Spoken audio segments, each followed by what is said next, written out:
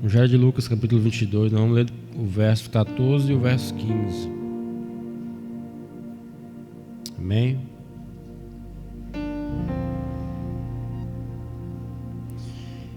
Diz assim a palavra do Senhor. Quando chegou a hora, Jesus e os seus apóstolos reclinaram-se à mesa e disse-lhes: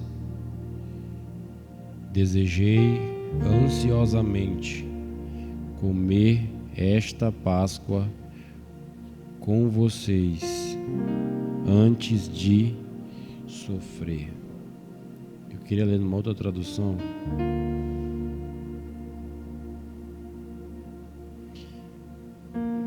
A tradução diz assim: chegada a hora, pôs-se Jesus à mesa e com ele os seus apóstolos e disse-lhes: Tenho desejado ansiosamente comer convosco esta Páscoa antes do meu sofrimento. Amém? Feche seus olhos, curva sua cabeça. Jesus, obrigado pela tua palavra. Nós nos reunimos em seu nome para ouvir a sua voz, Senhor. Ministra ao nosso coração aquilo que o Senhor, como dono dessa igreja, sabe que todos nós precisamos ouvir. Nos corrija, nos ensine, que possamos sair daqui hoje acrescidos em conhecimento, que possamos sair daqui hoje, Senhor, com uma revelação maior da tua parte. Revela-nos o teu evangelho, revela-nos o teu caráter, revela-nos os teus objetivos, para que nós não nos percamos com a nossa própria vida e maneira de viver, Senhor. Se não for para viver uma vida que te agrade, que se volte para ti, Senhor, não faz sentido estarmos aqui ainda. Mas se há um propósito nisso tudo, nos revela esse propósito. Para não perdermos tempo, para não desperdiçarmos recursos, faz isso conosco. É o que nós te pedimos. Que nenhuma pessoa saia daqui hoje do mesmo jeito que entrou, do mesmo jeito que veio. Em nome de Jesus, amém, amém e amém. Queridos, eu estava desenhando esse formato hoje pra gente. Eu não contava que eu ia machucar esse fim de semana. Tava jogando bola ontem e machuquei.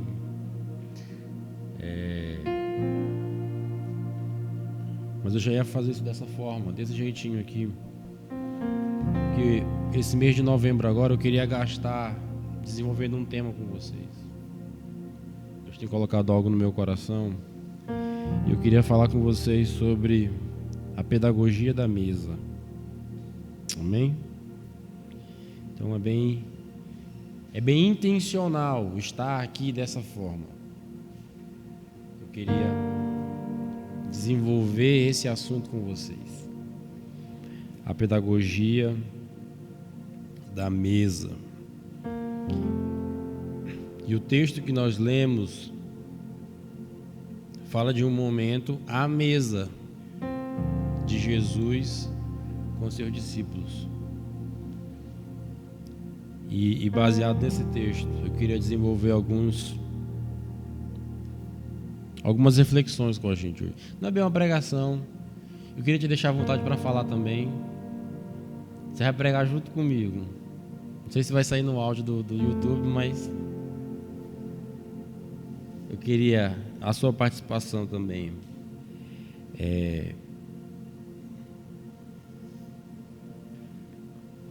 Então vamos lá. A mesa. Quando a gente fala de mesa, eu também queria que você associasse o que eu vou falar a isso aqui. Se você jogar no Google o significado da palavra mesa, você vai ver que lá vai aparecer mobília, mobiliário, peça de madeira móvel, estrutura de madeira usada para refeições. Esse é o significado que o Google dá, que o dicionário dá. Não está errado, mas valeu demais. Eu quero te mostrar que mesa não é só um objeto. Mesa não é só um utensílio doméstico, uma mobília. Não. Mesa, no fundo, eu quero partir com você de que mesa é um princípio. E o que é princípio? Princípio é aquilo que é fundamental. Princípio é aquilo que é essencial. Se você tirar, compromete. Por exemplo, esse prédio aqui nosso, quando a gente foi discutir a ampliação com o dono, uma das nossas ideias era tirar essas colunas, para que houvesse mais liberdade. Vocês perceberam que Vitória, quase todo prédio tem coluna no meio? E quem é esse engenheiro daqui, senhor, que faz isso? Muito difícil você ver um prédio aqui em Vitória que não tem essas colunas no meio. E chegou a informação pra gente que a gente não podia mexer nas colunas, porque se a gente mexesse na coluna, o prédio ia desabar. Nem tem tanta coisa construída lá em cima, mas foi a informação que chegou pra gente. Ou seja, essa coluna é um fundamento para esse prédio. Ela é fundamental para essa estrutura aqui. Se tirar essas colunas, isso aqui tudo pode ruir, pode cair abaixo. Quando eu digo que mesa é um princípio, se você tira a ideia da mesa, se você tira o assunto mesa, se você não conta com isso, muita coisa cai abaixo. Eu lembro da minha família, minha avó que faleceu, ela tinha um zelo muito grande pela ideia da mesa. Os mais velhos acho que tem isso ainda. A gente ia almoçar fim de semana na casa dela, e aí quando eu vinha para a mesa ela falava assim: volta, vai vestir camisa para vir sentar na mesa. Por quê? Porque a mesa, ela tinha algo como muito especial. Alguns tinham como sagrado. Na mesa não se fala palavrão. Na mesa a gente não discute, né? Não cutuca agora, só cutuca depois. A mesa é esse ambiente que precisa ser respeitado. Só que se você tira a figura da mesa, e por incrível que pareça, cada vez mais você vai ver menos a mesa sendo valorizada nas nossas famílias, nas nossas casas. Quando a gente mudou de casa, um dos primeiros móveis que eu quis fazer com que Eliane foi uma mesa grande. E a gente queria uma mesa para 15 pessoas. Eu queria uma mesa para 15. Aí a Eliane falou assim: não, olha, tá doido? Já que a gente vai botar uma mesa para 15, e eu queria daquele jeito que tem lá de casa, de madeira, grandona, com um bancão, para 15 pessoas. Que ele falou: não faz isso não. Eu falei: então, para 10. Aí para 10 a gente consegue, vamos tentar. E a gente fez aquela mesa. Por quê? Porque eu amo essa ideia da mesa, eu amo essa ideia da gente estar junto, essa ideia de sentar para comer, compartilhar a refeição. Ela é incrível. Só pode ter nascido na cabeça de Deus. Deus é o idealizador da mesa. E por não entender que mesa é um princípio, eu vejo muita gente, por exemplo, comendo na frente de televisão, comendo na frente de celular, na frente de tablet. E quanto mais na frente de aparelhos como esse a gente está, mais distante das pessoas a gente fica. E a ideia da mesa é favorecer esse momento em que os nossos relacionamentos são cultivados. Mesa é isso. Então mesa é esse ambiente, mesa é esse princípio que não pode ser tirado. Você já imaginou sua casa sem uma mesa? A verdade é que a gente usa a mesa para muita coisa. Tem esporte com mesa, tem tênis de mesa. Lá em casa tem várias mesas. Umas são para refeições, outras é para colocar treco. Tem mesa com gavetinha assim que é para você encher de entulho. Mas mesa é fundamento, mesa é princípio, mesa é importante. E a verdade é que não existe construção de família saudável sem a ideia dessa mesa. Não existe família saudável sem oportunidades como essas, de sentar junto, falar, olhar um no olho, comer, se relacionar. Não existe família saudável sem essa ideia da mesa. Não existe. E aí, se você quem estiver anotando, anote o que eu vou falar, porque é muito importante. Mesa não é um elemento de satisfação de necessidade. Mesa é um elemento de construção de identidade. Vou repetir mais uma vez para você. Mesa não é um elemento de satisfação de necessidade. Mesa é um elemento de construção de identidade. O que eu estou querendo dizer com isso? Nosso conceito de mesa é chegar para comer, satisfazer uma necessidade. Estou com fome, eu vou sentar à mesa para comer. A comida que eu gosto, a comida que eu quero, o tanto que eu gosto, o tanto que eu quero. E para isso eu uso uma mesa. Só que o conceito bíblico de mesa não é esse. Não é o que eu uso para me satisfazer. Não. Mesa vai ser aquilo que eu uso para construir uma identidade, para construir um relacionamento. Então, eu vou começar a falar sobre mesa nesse mês inteiro. E a ideia não é a mesa do restaurante, que você vai, senta e paga a comida, o garçom vem e entrega para você. Não é isso. Eu estou falando dos nossos relacionamentos. Eu estou falando da maneira com que a gente se relaciona. Então não é mesa para sentar para comer. É mesa para sentar para se relacionar.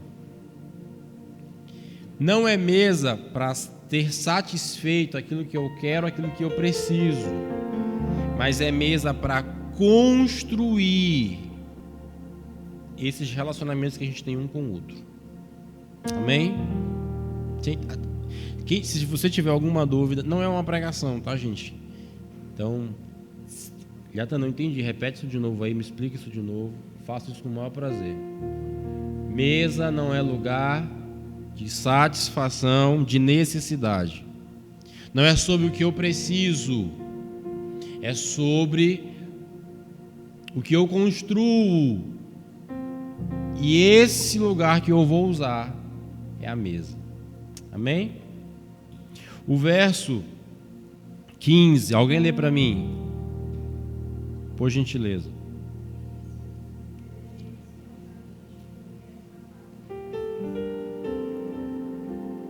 Essa expressão me marca muito de Jesus.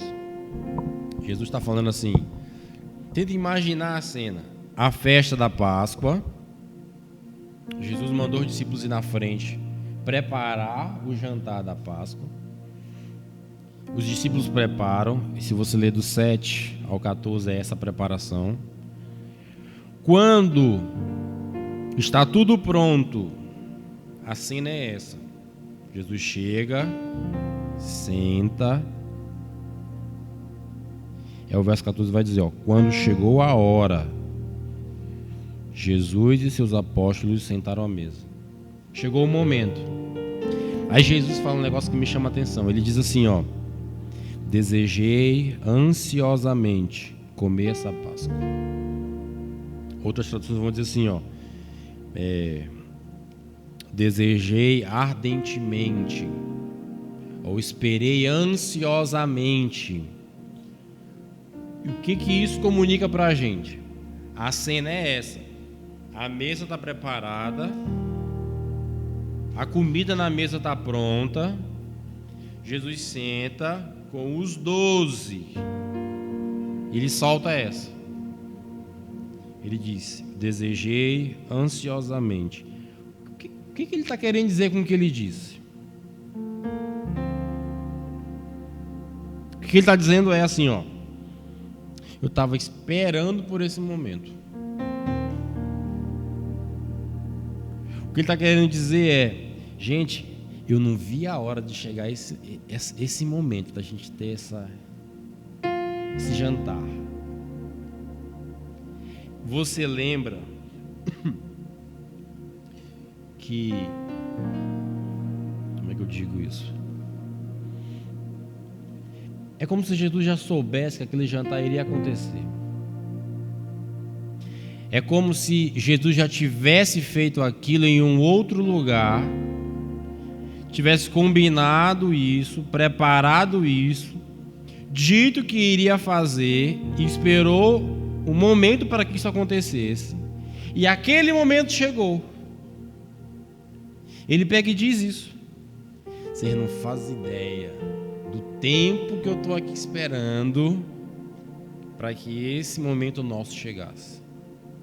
Jesus declara isso. Faz tempo, nossa, você não faz ideia do tanto que eu estava esperando para que isso acontecesse. É como se ele também dissesse: eu já sabia que esse momento ia chegar. É o que ele declara naquela mesa. E aí, eu confesso que eu tenho até inclusive dificuldade de explicar para vocês o que eu entendi com esse texto. Por quê? Literalmente, o que a gente tem aqui? Nós temos uma mesa que antecede uma cruz. Concorda comigo? Esse momento aqui está acontecendo antes de Jesus ser crucificado. Então eu tenho primeiro uma mesa e depois da mesa eu tenho uma cruz. Tá claro? Antes de ser crucificado, Jesus propõe um jantar. É o que nós temos aqui no texto. Literalmente é isso. Agora pensa comigo. Tem um texto, esse texto eu queria que você abrisse comigo. Deixa eu só achar ele aqui, eu não tomei nota dele, mas eu vou te dizer ele rapidinho aqui.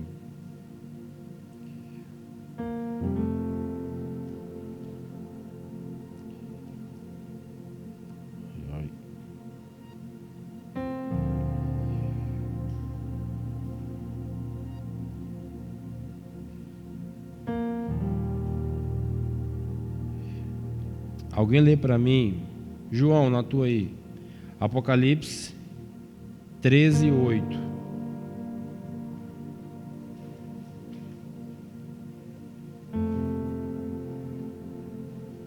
Isso, Apocalipse 13:8. Pode ler.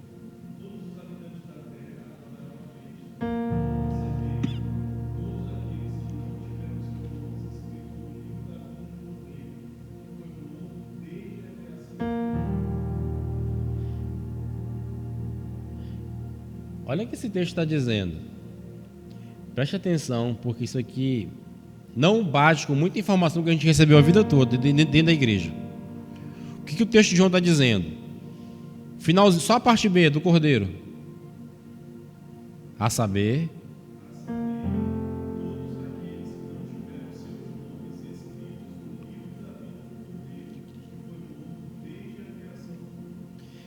minha pergunta, segundo esse texto, quando o Cordeiro foi morto?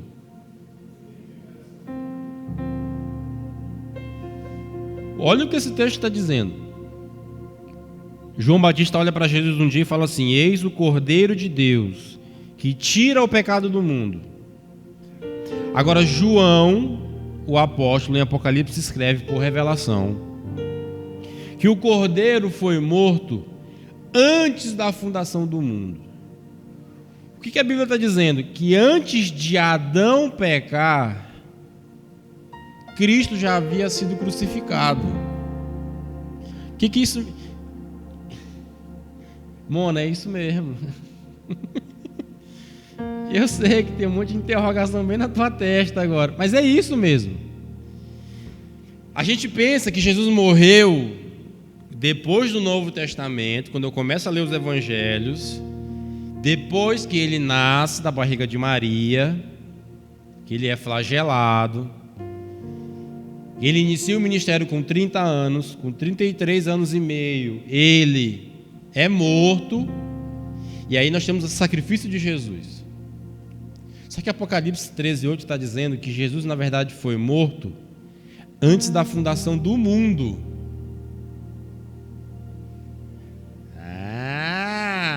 Exatamente. Um dos pontos é esse. A verdade é, Deus nunca foi pego de surpresa. Quando Adão e Eva pecam, Deus não fala assim, vixe, o que eu faço agora? Não. Na verdade, a solução já existia antes do problema.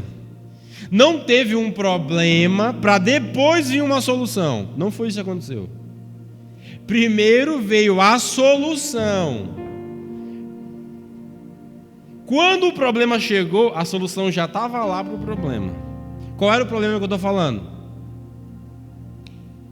Pecado. O pecado foi o problema que ferrou a humanidade.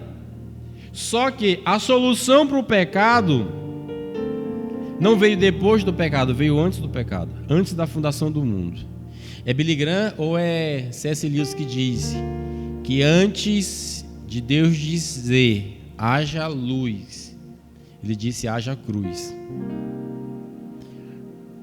Por quê? Porque ele faz alusão que antes de qualquer coisa, Jesus veio primeiro. Essa é a verdade.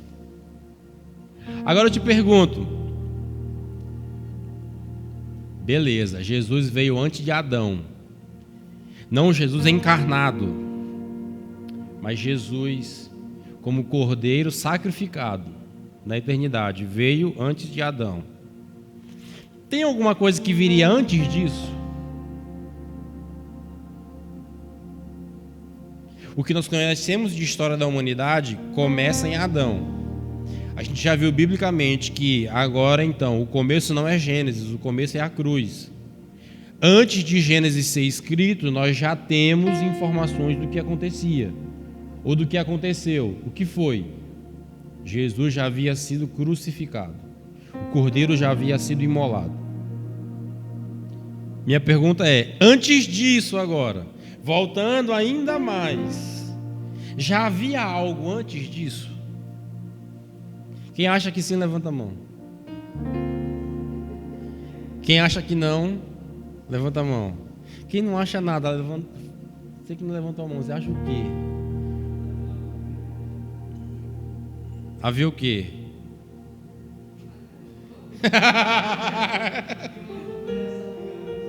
Uma conversa? O que havia antes da cruz?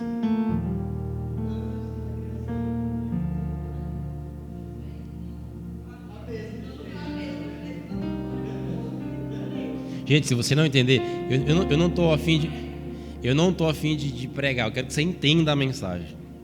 Então, se não entender, eu vou estar em pecado. Me ajuda a te ajudar. Se não entendeu, interrompe que a gente explica de novo.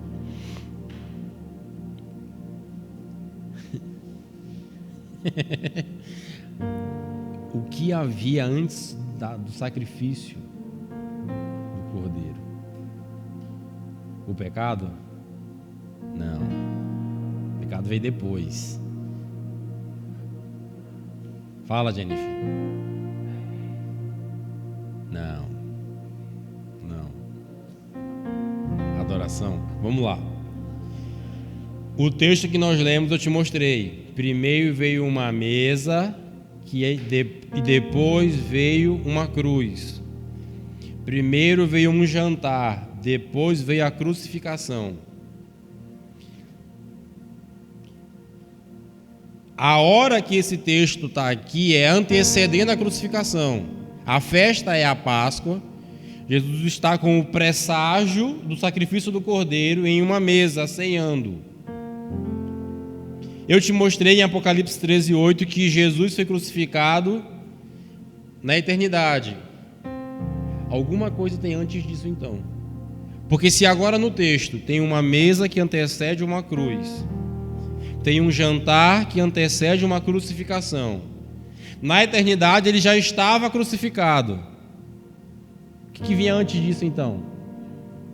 A comunhão, a mesa, o relacionamento.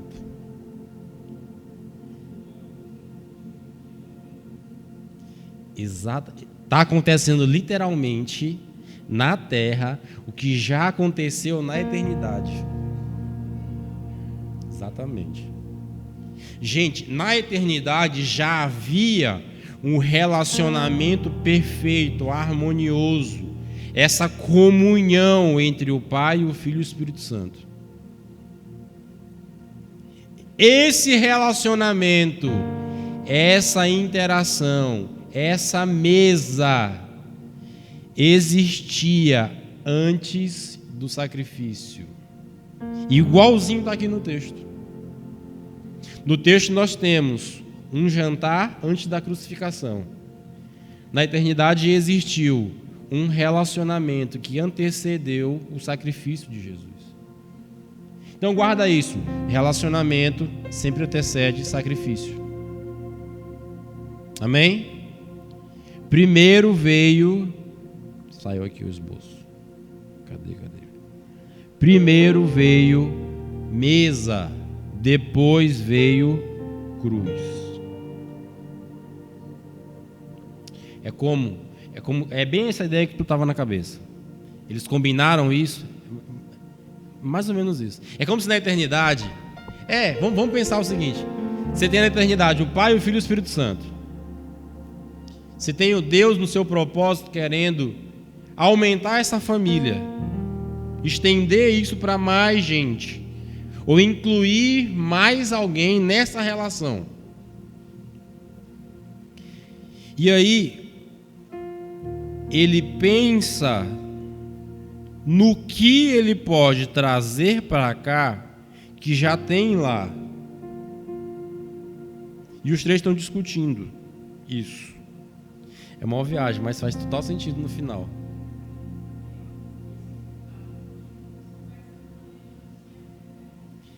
A pergunta é, pergunta talvez para outros assim, o que a gente pode levar para eles que é nosso? O que eles podem participar lá? O que vai ser visível para eles, que vai sinalizar para eles algo que é nosso aqui?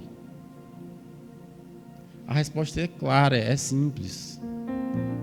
A mesa faz isso. Mesa não estrutura, mas mesa relacionamento. A mesa vai sinalizar esse momento de comunhão. A mesa vai sinalizar esse momento de relacionamento que a eternidade já tinha, que a Trindade já possuía. E agora ele traz isso para nós. E deixa com a gente isso aqui.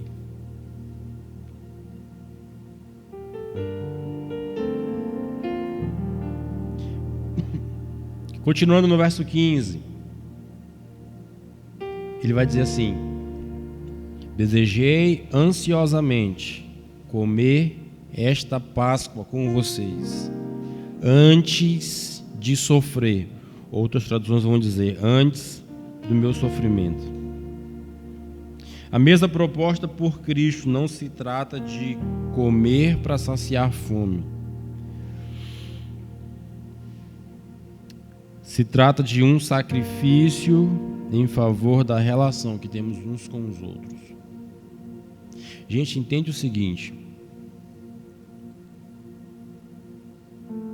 Primeiro veio mesa, depois veio sacrifício. Qual é a lógica para a gente? Primeiro precisa vir a mesa, depois que vem os sacrifícios. Só que para a gente parece estar invertendo essa história. Talvez muitos de nós estamos dispostos a fazer os sacrifícios. E com isso a gente tem comprometido a mesa. É muito comum você ver o pai de família que trabalha o dia todo. Sacrifício não é? Só que por conta do trabalho, ele sacrificou a mesa. Não é essa a lógica bíblica. A lógica bíblica é: primeiro a mesa, depois o sacrifício. A mesa antecede o sacrifício. Primeiro é o jantar, depois é a crucificação. E aí nós temos, não é para excluir o sacrifício, vai ter sacrifício, mas a gente precisa separar aqueles sacrifícios que são em prol única e exclusivamente daquilo que a gente precisa, e aqueles sacrifícios que são em prol dos nossos relacionamentos. Na história tem sacrifício? Sim. Jesus foi para a cruz? Foi. Mas Jesus foi para a cruz buscando o quê? Uma necessidade pessoal? Nunca. Jesus foi para a cruz para restaurar o nosso relacionamento com Ele. Ou seja, o que a Bíblia está mostrando para a gente? Sacrifício em prol de relacionamento, e não sacrifício em prol de necessidade. Eu quero fazer hora extra porque eu quero comprar um celular. Eu trabalho mais, sacrifico mais, eu busco uma nova fonte de renda por aquilo que eu preciso. Não é essa a lógica bíblica. A lógica bíblica é que os sacrifícios sejam feitos em prol das relações que existem, não das necessidades que existem. Necessidade sempre vai ter. Necessidades biológicas, físicas, emocionais. Sempre vamos ter necessidades. Agora, nós não podemos sacrificar pensando no que a gente precisa. Nós precisamos sacrificar pensando em quem a gente se relaciona. Então, a gente ainda não aprendeu que talvez dormir meia hora a menos em prol de ajudar o meu irmão numa mudança, por exemplo, é mais espiritual do que talvez pagar o frete do caminhão para que um caminhoneiro faça o frete desse irmão. Precisa haver em nós sacrifício em favor da nossa relação. Se eu tiver que abrir mão de tempo para sentar com você, é isso que minha Bíblia está ensinando a fazer. A Bíblia vai dizer para a gente assim, ó: não gasteis o vosso dinheiro naquilo que não é pão. E eu te pergunto, quanto do nosso orçamento é revestido para o próximo e não para a gente? A ideia de Jesus sempre foi: eu vou me sacrificar, mas não é porque eu quero, não é porque eu preciso, eu vou me sacrificar para que o nosso relacionamento melhore. Velho, que tanto nós como igreja nos sacrificamos para que o nosso relacionamento melhore. Ou se mexer no meu conforto vai me afastar de você. Ou se mexer numa fatia um pouco maior das minhas finanças vai me fazer dar um passo atrás. Você não vai dar para participar. Então, nós recuamos de sacrificar porque a gente julga que precisa sempre mais, quando a gente deveria sacrificar, nos esforçar, nos empenhar para nos relacionar cada vez mais.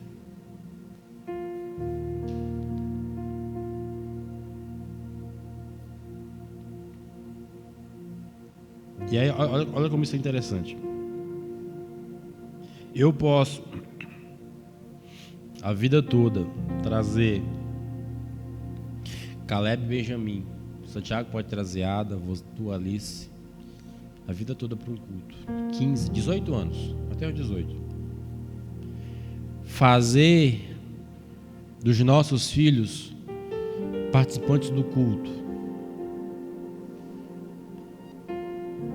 e eles um dia chegaram a se desviar.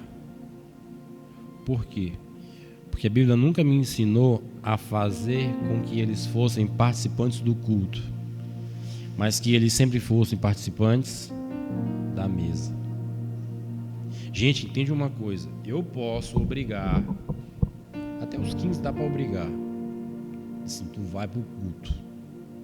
Eu posso falar para os dois lá de casa. Eu posso trazer eles para o culto, mas se eu não trouxer eles para a mesa, eles vão abandonar o culto e vão abandonar a mesa. Porque no fundo, o culto vai ser uma expressão da mesa.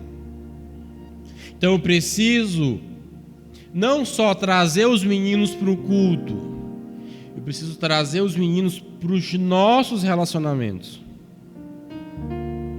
É por isso que Caleb e Benjamim basicamente sabem o nome de todos vocês. Porque não é meu interesse fazer com que os meninos participem de um momento religioso. É meu interesse fazer com que eles tenham um bom relacionamento com todos vocês. Então não é sobre o culto, é sobre o relacionamento.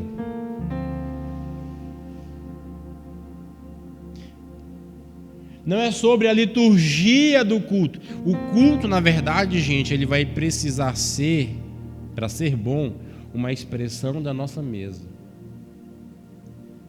Pensa como é estranho cultuar num lugar que você não conhece ninguém.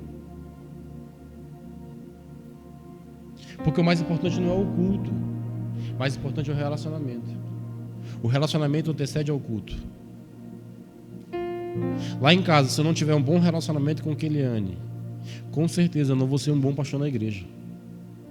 Porque o relacionamento antecede o ministério. Meu empenho precisa em ser me relacionar bem com quem quer que seja. E olha o que a Bíblia vai dizer para a gente: no que depender de vós, tende paz com todos. Ou seja, no que depender de você, caboclo, se relaciona bem com gente. Esse mês, falando sobre mesa, eu quero alertar a todos vocês, e me incluo no pacote, que a gente precisa, na verdade, mais do que ser participante, é ser parte. É diferente. Eu posso participar de uma mesa, eu posso participar de um culto e não ser parte daquela comunidade, e não me relacionar com ninguém ali. Eu posso ser um participante, mas o chamado de Deus para nós não é que sejamos participantes, é que sejamos parte. Gente, a nossa espiritualidade não vai ser medida aqui no domingo. E aqui é que faz sentido a ideia do GC na quinta. Porque é lá na quinta-feira, na sala de casa, no seu ambiente familiar, é que de fato a sua espiritualidade é medida. É como você é na sua própria casa. Uma vez eu vi uma explicação, acho que foi de Ribinha. Por que Mateus 6,6 fala para a gente orar no quarto?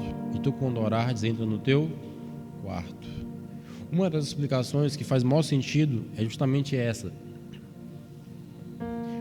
Como é que você se veste dentro do seu quarto? É de terno e gravata? Gente, eu nunca estive dentro do meu quarto com uma roupa dessa forma. Qual é a linguagem que você usa dentro do seu quarto? É a rebuscada, é a sofisticada? Não. A linguagem não é e a vestimenta não é. Quando Jesus fala para que você entre no seu quarto e ore, Ele está dizendo o seguinte: no seu lugar de intimidade, seja quem você é, do seu jeito.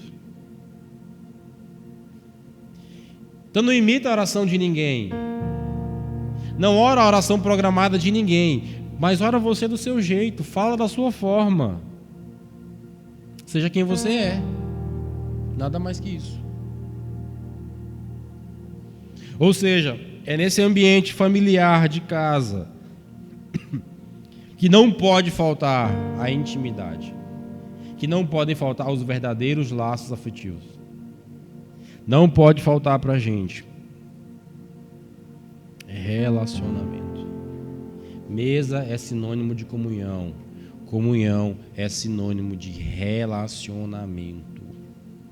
Agora, se a gente não comungar em casa, a gente não vai comungar na igreja.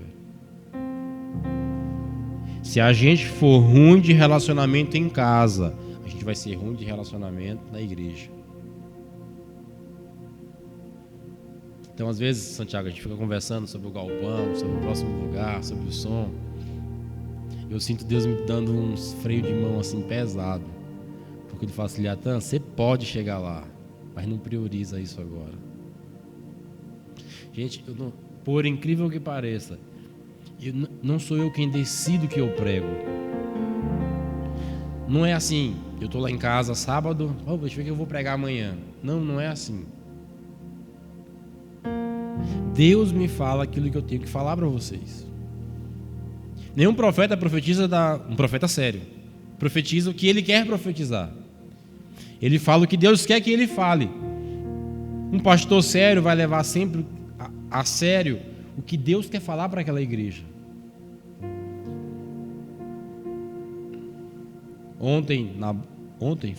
Foi ontem na bola.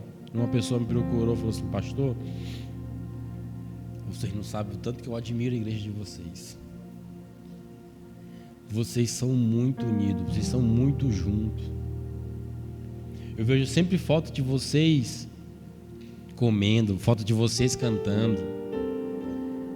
E vocês estão até ceando assim, né? Fora da igreja, né?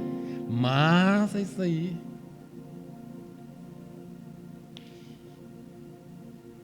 E aí eu perguntei para a pessoa assim, na sua igreja tem isso? Eu falei assim, não, quem me dera, pastor. O que nós vivemos como igreja não é regra geral para a nossa cidade. Você sabia disso? Essa interação, essa comunhão, esse estar junto. Santiago mudou de casa esses dias. Tinha uma galera lá fazendo a mudança dele. Eu mesmo hoje estava lá com ele.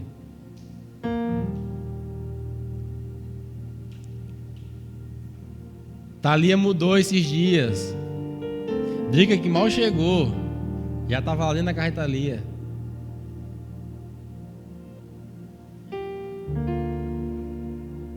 Eu estava lá essa semana cortando cabelo com o Hayato. Levei os meninos para cortar cabelo.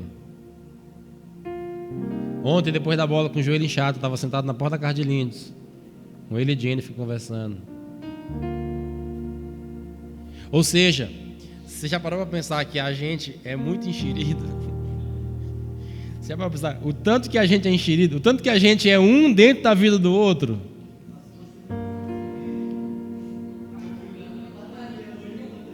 Hoje eu fui tomar café na padaria. Tipo assim, era só eu, Keliane. Aí Hayato me chega na padaria. Tava com a camisa dele de trabalho, lá da barbearia. Comprou o pão.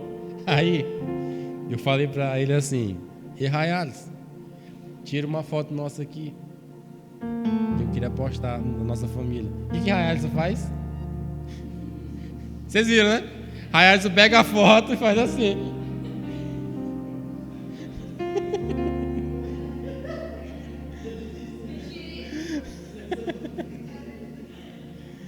A gente é muito enxerido um na vida do outro. E no fundo, esse é o principal fundamento de uma igreja. A gente pode chegar a construir um galpão que sente 500, 1.000, 1.500, 2.000 pessoas. Mas se isso não chegar, não é problema. Qual é o problema? É nós não termos isso. Às vezes eu mando mensagem para Jonas, ele falta o GC, né? Ou o culto. Aí eu falo assim, e aí, senhor, cadê tu? Se tu responde, ele responde. Isso vai pro YouTube, a gente está gravando.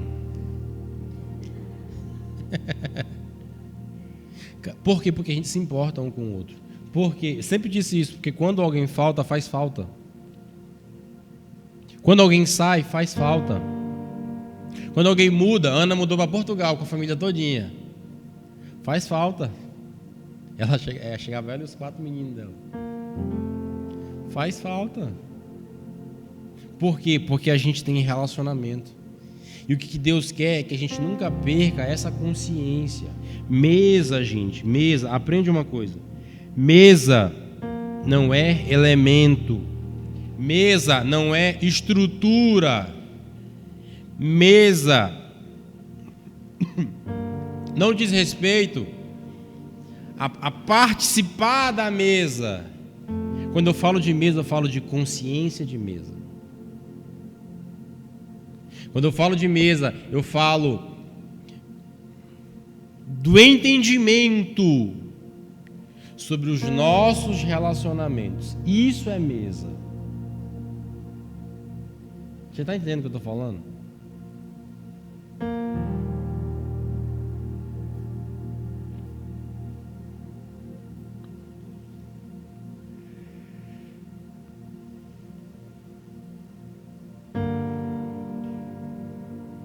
Olha que interessante.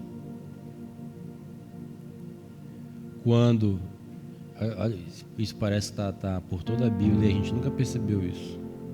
Quando Deus propôs libertar o povo do Egito,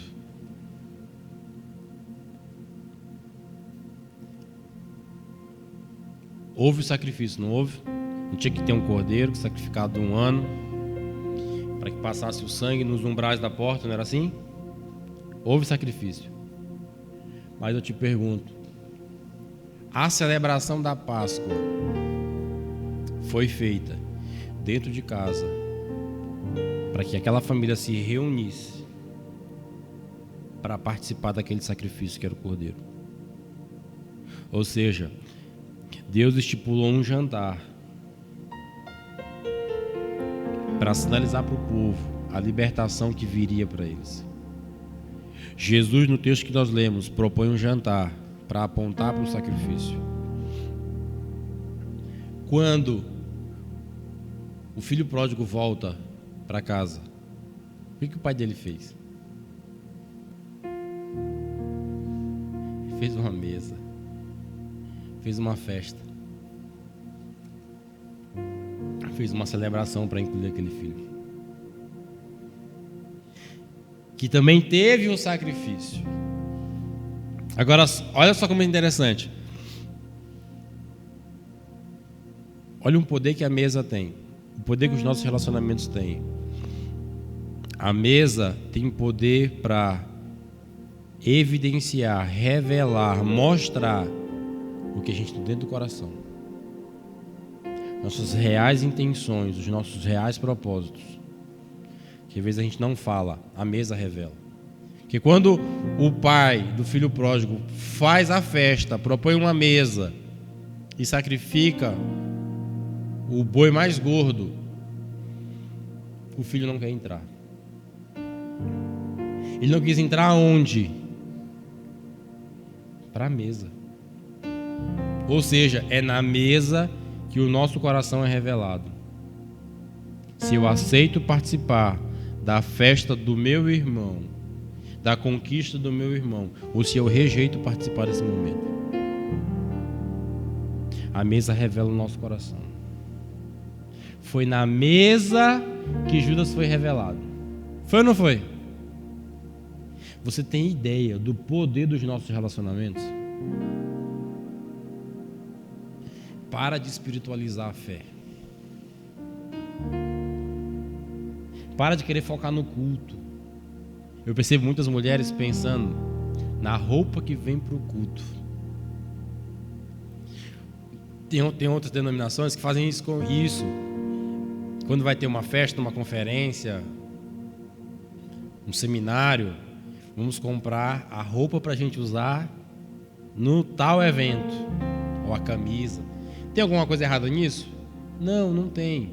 Só que a gente precisa parar de pensar nisso aqui, no domingo, no culto, como se isso fosse o suprassumo da espiritualidade, o alvo a ser alcançado, e fazer da nossa casa, da nossa família, das nossas refeições, dos nossos relacionamentos, das nossas mesas em casa, o principal objetivo da nossa vida.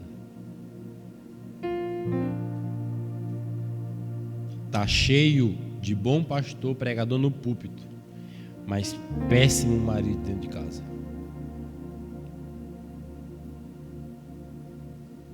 Tá cheio de gente que quando alguém fala assim, vamos levantar uma oferta para tal coisa, o empresário falando de tal vai lá querendo aparecer e dá, eu dou tanto, mas não investe dentro da própria casa. Deus não quer que a gente seja tão espiritual ao ponto de que a gente ignore os nossos, a nossa casa. Deus não quer uma atenção maior com a casa dele aqui fora, que a gente chamou isso aqui de casa de Deus, e esqueça a nossa. Nunca foi ideia de Deus isso, gente. Nunca foi ideia de Deus que a gente dedicasse a maior parte do nosso tempo para a igreja e esquecesse a nossa família, os nossos familiares, os nossos parentes. Nunca foi ideia de Deus isso. Mas que a gente se volte para casa. No fundo, um momento de adoração coletiva deve servir para te fazer melhor, para voltar para casa melhor e servir melhor a sua própria casa. Essa é a verdade.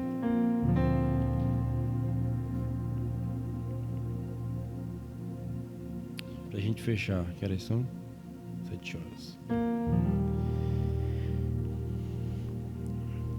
Eu só introduzi o assunto, mas meu objetivo com você esse mês inteiro é te fazer refletir sobre os nossos relacionamentos.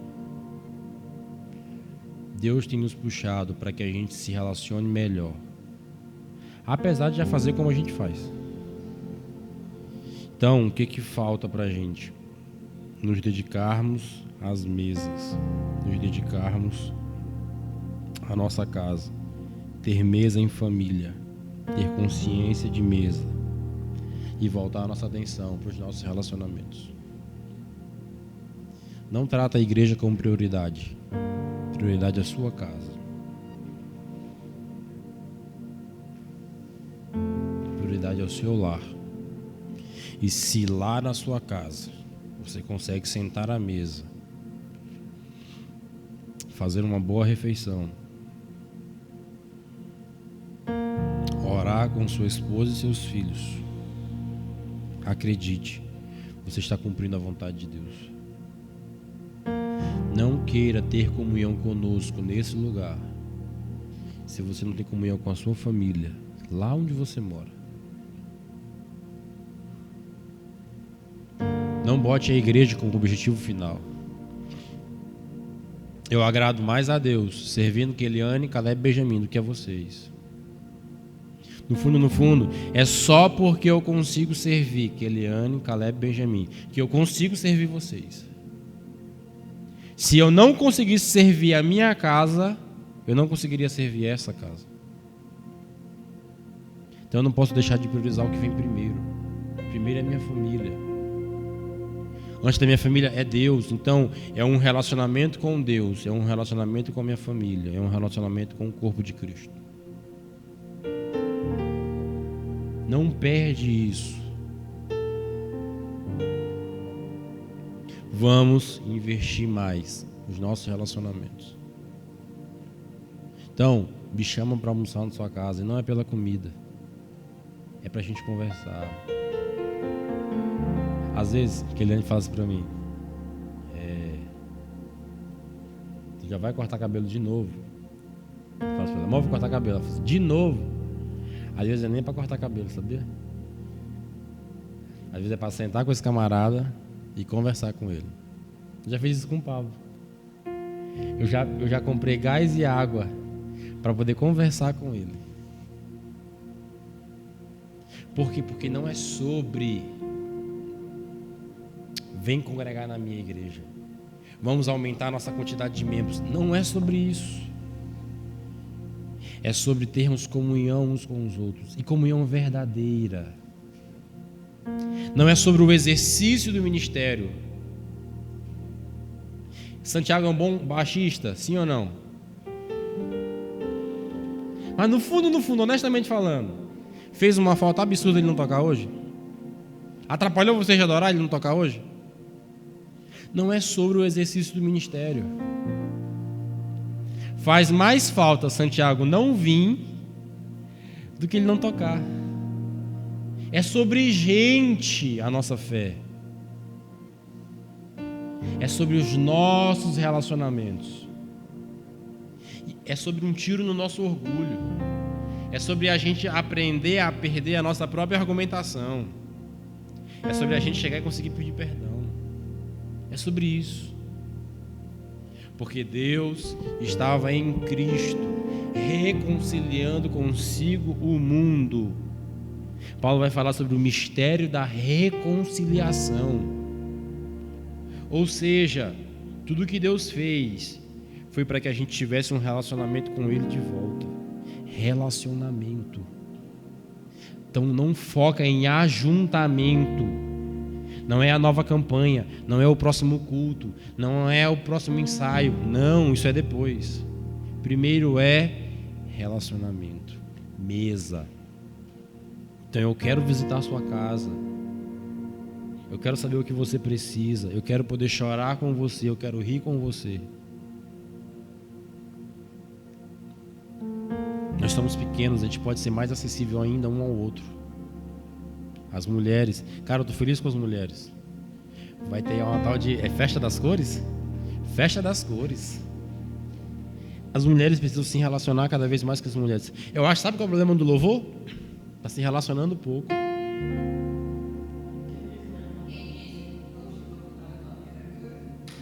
Não gagueja, não gagueja. Quase travou o queixo assim. Ela...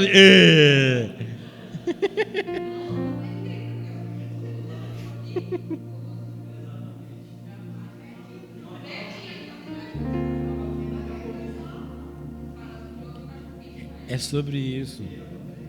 É sobre o que a gente pode fazer para se relacionar cada vez melhor. Nós vamos abordar a mesa no aspecto familiar, nós vamos abordar a mesa no aspecto da comunidade. Nós vamos abordar isso nas próximas semanas. Eu só introduzi o assunto, partindo do ponto de vista de Cristo à mesa. Mas entende isso.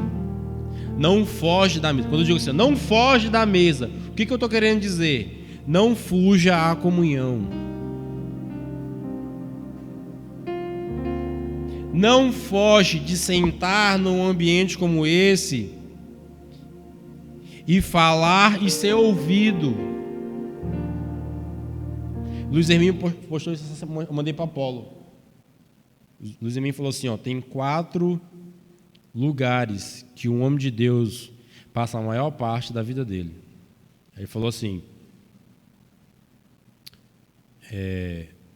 o púlpito, o altar, a mesa e a cama. Olha como isso é interessante.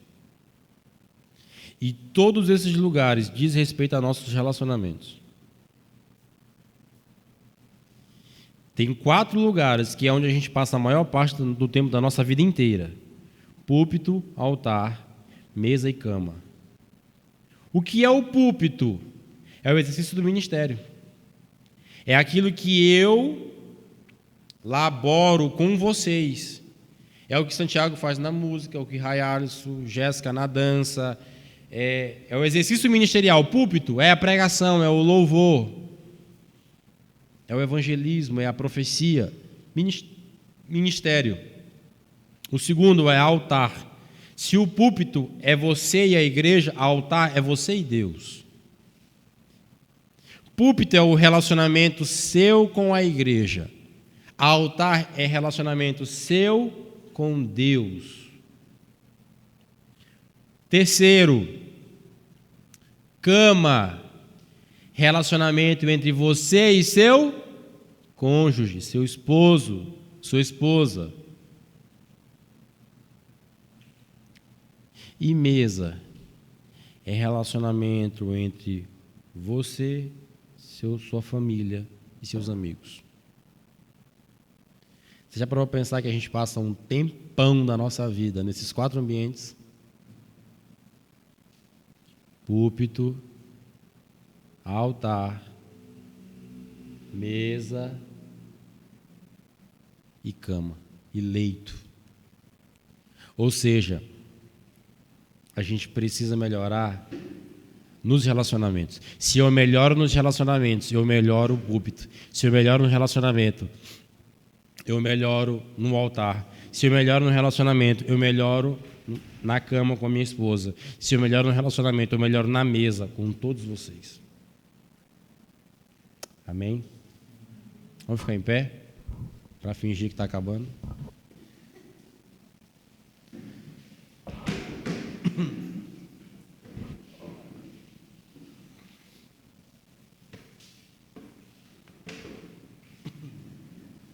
Vamos pegar com vocês. Baixa a luz para mim, Natália.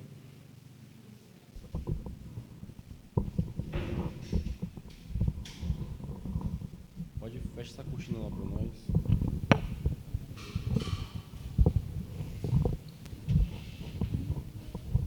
Fecha seus... Curva sua cabeça, fecha seus olhos. Tem o meu microfone? Tem, fecha daqui rapidinho.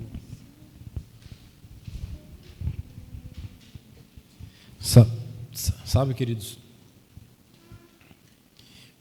por favor, se você não guardou uma frase-chave, se você não... Entende comigo o seguinte, vem Rabi Violão, vem Jéssica para cá, pode vir. Guarda algo no seu coração.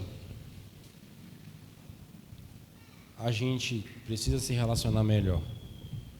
A gente precisa se relacionar com mais verdade. Precisa haver verdade em nós. Precisa haver transparência em nós, honestidade em nós. Sabe? Eu preciso ser vulnerável a ponto de que você perceba o que eu talvez esteja passando e sentindo, para que eu possa ser a mão que vai te ajudar. E o contrário também é válido. Não é para haver entre nós nenhum super-herói em área nenhuma. Podemos ter um mais maduro que outro, mas super em nada.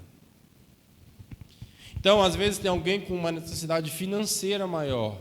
O que pode haver? Um que tem condição melhor vai e ajuda quem tem condição menor.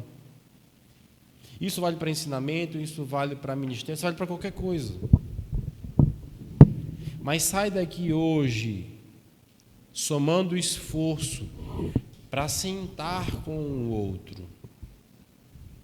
Eu fiquei feliz em ver Drica dentro da casa de Aliendre. É por isso que quando eu quero falar alguma coisa com vocês, o que eu falo? Dá um pulo aqui em casa rapidinho. Ou a gente vai para a mesa de madeira ou a gente vai para a mesa do escritório. Mas sempre tem uma mesa. Sempre tem um lugar que a gente senta para conversar. Geralmente vai ter comida, cafezinho. Bateu na ferida agora, hein? Cafezinho de ruba. Tem que haver mais isso. Eu não acho que a gente tem falta de fé. Dava uma frase bacana. A gente não tem falta de fé, a gente tem falta de café.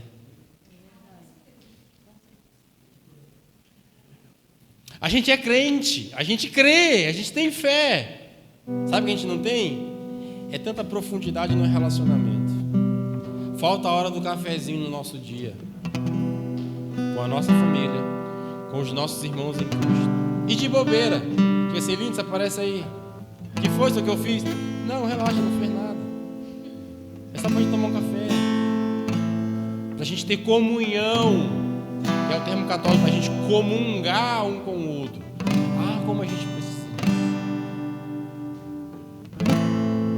Quando a gente fizer isso cada vez mais, cada vez melhor. Aí vai ter o domingo, que a gente vem pro culto cultuar. Eu nem preciso te dizer que esse culto vai ser uma bênção. Por quê? Porque o da esquerda está falando com o da direita. vendo essa semana? A ajudou B.